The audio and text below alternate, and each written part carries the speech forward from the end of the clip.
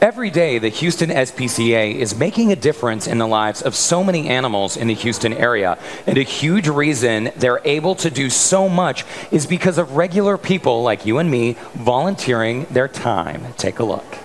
Every year, the Houston SPCA finds homes for more than 10,000 animals.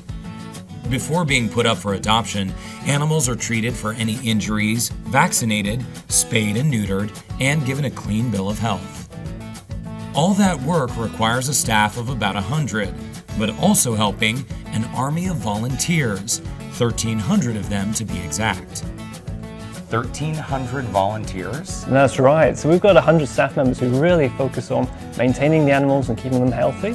And then we have 1,300 volunteers who really concentrate on giving enrichment to the animals and making sure that they're happy when they stay here, and also making them more social, so making them much more adoptable when they go to new homes.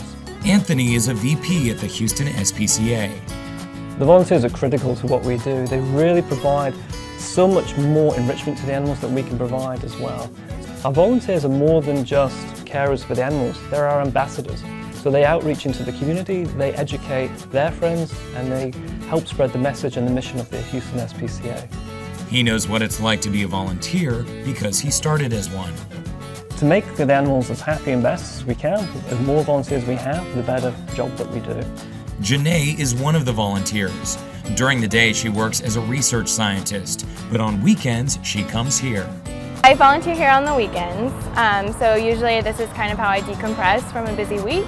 I got started here last September. I fell in love with walking the large dogs, and then I started doing the youth programs in the spring. Seeing them light up makes me light up. For me, it's not how do I find time, it's how can I do more of it.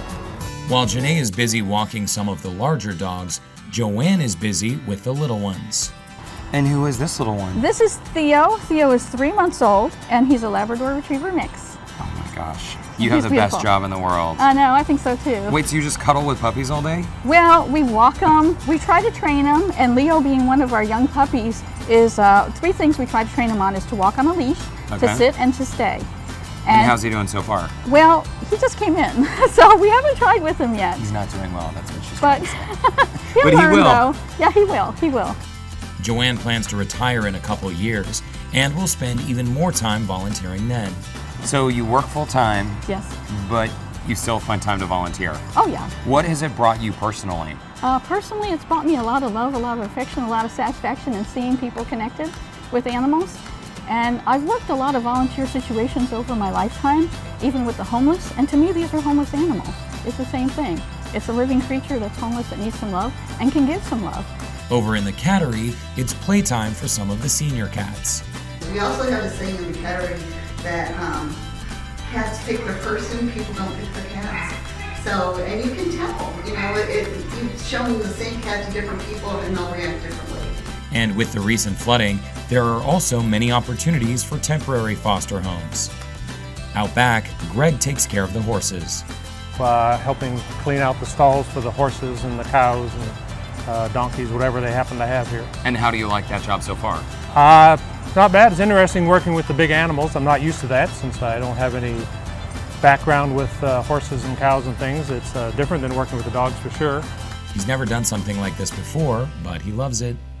A lot of people might say, okay, you're volunteering, you're cleaning out manure, essentially, from the stalls. Exactly. Many people wouldn't find that to be too glamorous a job. So what do you get out of this? Well, the best part is you're giving the animal at least a little bit of care and attention and some love while you're cleaning out the stalls, and some of them need it, they're in bad shape, and so you just, giving back a little bit to give them some comfort.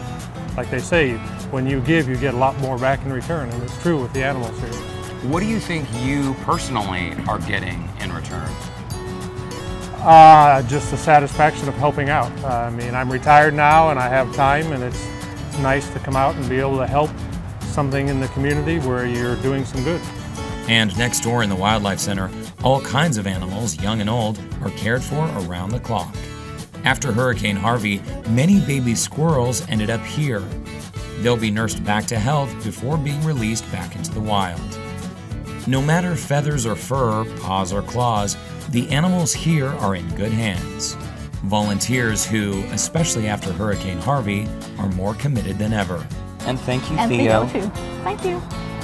I hope you find a home today. Or I think maybe he will. tomorrow. He's not going to last long, folks, so come on down. And more animals in stable, loving homes means a stronger Houston. Well, thank you, Greg, for your work. Thanks for helping to improve our community, too. No problem. And the horses, thank you, too. Okay.